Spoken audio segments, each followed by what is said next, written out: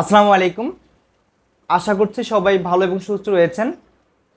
আপনারা সবাই অবগত রয়েছেন যে গতকাল অর্থাৎ 31 আগস্ট আমাদের প্রধান উপদেষ্টা ডক্টর মোহাম্মদ ইউনূসের সঙ্গে সকল রাজনৈতিক দলগুলোর মত বিনিময় সভা হয়েছিল এবং সেখানে প্রধান প্রধান কয়েকটা বিষয় উঠে এসেছে। সবগুলো বিষয় আমি আপনাদের সামনে তুলে ধরব এবং বর্তমান শিক্ষা ব্যবস্থার কি অবস্থা হবে, কোন দিকে যাবে, কি হচ্ছে, আমাদের কি কারিকুলাম কতটুকু পরিবর্তন হবে নাকি শুধু সংস্কার হবে, পরীক্ষা কাঠামো কেমন হবে, সব কিছুর উত্তর পেয়ে যাবেন আপনার এই ভিডিওতে। তো মূল পর্বে যাওয়ার আগে আপনাদের কাছে আমার অনুরোধ থাকবে, যদি আমার ভিডিওগুলো আপনাদের কাছে ভালো লেগে থাকে অবশ্যই আমার চ্যানেলটা সাবস্ক্রাইব করবেন এবং যারা ইতিমধ্যেই আমার চ্যানেলটা সাবস্ক্রাইব করেছেন তাদেরকে অসংখ্য ধন্যবাদ। দেখুন, আমাদের যে শিক্ষা কারিকুলাম ছিল এখানে আসলে পরীক্ষার মূল্যায়ন বলেন, পরীক্ষার মূল্যায়ন বলেন, তারপরে হচ্ছে আপনার পড়াশোনার বা কারিকুলাম যে সিস্টেম বলেন, কিছুই না আমাদের জন্য যুগোপযোগী না এবং শিক্ষার্থীরা কিছুই বুঝতেছে না। কোত্থেকে শুরু করবে, কি হবে, কোন স্টাইলে পরীক্ষা হবে, কিভাবে মূল্যায়ন হবে, কি দিয়ে রেখেছে। 5 ঘন্টা পরীক্ষা, 5 ঘন্টার পরে হচ্ছে 5 ঘন্টার মধ্যে 1 ঘন্টা আবার থাকে তোমার আপনার কি বিশ্রাম থাকে। আবার হচ্ছে এই পরীক্ষার মূল্যায়ন পরীক্ষার প্রশ্নপত্র আগের রাতে শিক্ষকরা স্টুডেন্টদের দিয়ে দেওয়া হয়। কি সব মানে এটা একটা একটা দেশের শিক্ষা ব্যবস্থা হতে পারে না।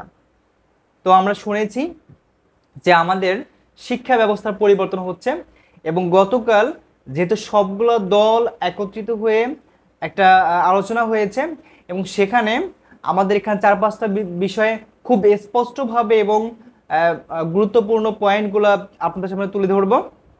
দেখুন, এখানে আমাদের রাজনৈতিক দলগুলো সবাই বলেছেন যে শিক্ষার আমূল পরিবর্তনের দাবি রাজনৈতিক দলগুলোর, সব রাজনৈতিক দলগুলোই চাচ্ছে যে শিক্ষা ব্যবস্থা পরিবর্তন হোক এবং এটার আরও বেশি ভালো হোক। হতে পারে সেটা যদি আগের কারিকুলাম ভালো হয়ে থাকে সেটা হতে পারে, অথবা যদি এর থেকে বেটার কিছু হয় তা হতে পারে। তবে বর্তমান যে শিক্ষা কারিকুলাম এটা হচ্ছে আমাদের শিক্ষার্থীদের এবং শিক্ষা ব্যবস্থাকে ধ্বংস করার একদম প্রধান হাতিয়ার বলা যাবে। দেখুন, এখানে ওরা বলেছেন অন্তর্বর্তীকালীন প্রধান উপদেষ্টা ডক্টর মোহাম্মদ ইউনূসের সঙ্গে সাক্ষাৎ করে দেশের শিক্ষা ব্যবস্থার আমূল পরিবর্তন দাবি করেছেন রাজনৈতিক দলগুলো। শনিবার রাজধানীতে প্রধান উপদেষ্টা বাসভবন যমুনায় অনুষ্ঠিত সভায় রাজনৈতিক দলগুলোর পক্ষ থেকে এই দাবি জানানো হয়। তারা সবাই চাচ্ছে যে শিক্ষা ব্যবস্থার পরিবর্তন হোক এবং বর্তমান কারিকুলাম বা বর্তমান শিক্ষা ব্যবস্থা না থাকুক। এখানে আরও অনেক গুরুত্বপূর্ণ কয়েকটা সিদ্ধান্ত এসেছে। দেখেন, এখানে আরও বলা হয়েছে সেক্ষেত্রে 72-এর সংবিধানে উল্লেখিত থাকা কোরআন সুন্নাহর সঙ্গে সাংঘর্ষিক কোনো বিষয়ে যেন ক্রমে অন্তর্ভুক্ত না হয় তা নিশ্চিত করার প্রস্তাব দিয়েছেন।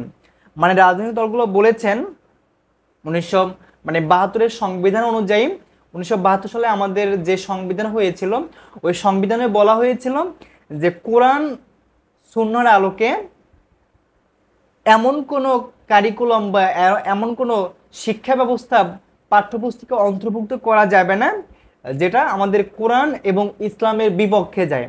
ওনারা তাই বলেছে যে ইসলামের সঙ্গে বা কোরআন এবং সুন্নাহর সঙ্গে সাংঘর্ষিক কোনো বিষয় যেন পাঠ্যপুস্তকে অন্তর্ভুক্ত না হয় এবং এগুলোর তারা যৌক্তিক সংস্কার এবং কাঠামো চেয়েছেন। এরপরে ওনারা আরও কয়েকটা বিষয় খুব স্পষ্টভাবে এসেছে যে ওনারা চাচ্ছেন যে ওনারা এটাও বলেছেন, প্রধান উপদেষ্টা ওনাদেরকে জিজ্ঞাসা করেছেন যে আমাদের যে বর্তমানে যে সংবিধান রয়েছে, দেখুন একটা দেশের সংবিধানই হচ্ছে ওই দেশ পরিচালনার মূল বিষয়বস্তু। এখন যদি আমাদের সংবিধানই উল্টোপাল্টা থাকে তাহলে তো আর আমাদের দেশ সংস্কার করা বা এই সরকার যা করেছিল ওটাই হবে। সুতরাং আমার মনে হচ্ছে যে সংবিধান পরিবর্তন করাও খুব যুক্তিযুক্ত এবং প্রয়োজনীয়। সেখানে প্রধান উপদেষ্টা বলেছেন যে আমাদের যে সংবিধান রয়েছে এটা কি আমরা পুনরায় লিখবে নাকি আবার মানে শুধুমাত্র সংস্কার করবে। এখানে অনেকেই বলেছেন যে এই সংবিধান মানে সংস্কার করে এমন করতে হবে, এখন তো আমাদের সংবিধানের এভাবে বলা আছে যে প্রধানমন্ত্রী হচ্ছে দেশের মানে সর্বশ্রেষ্ঠ এবং সব থেকে ক্ষমতাধর ব্যক্তি, কিন্তু ওনারা এটা বলেছে যে দেশের প্রেসিডেন্ট মানে রাষ্ট্রপতি এবং প্রধানমন্ত্রী সবার মধ্যেই যেন ক্ষমতা সমানভাবে বণ্টিত থাকে। এখানে আরো একটা বিষয় ছিল, সেটা হচ্ছে যে আমাদের শিক্ষা প্রতিষ্ঠানে যে আমাদের নিয়োগ হয়, তারপরে হচ্ছে বিভিন্ন ধরনের যে হয়, সেখানে যেন কোনো রাজনৈতিক প্রেক্ষাপট না আসে, মানে রাজনৈতিকভাবে কোনো নিয়োগ বাণিজ্য যাতে না হয়। তাই এটাও চেয়েছে সকল শিক্ষা প্রতিষ্ঠান থেকে আপনার রাজনীতি মুক্ত করতে হবে। এইসব বিষয়গুলো আমাদের কালকে আলোচনায় উঠে এসেছে।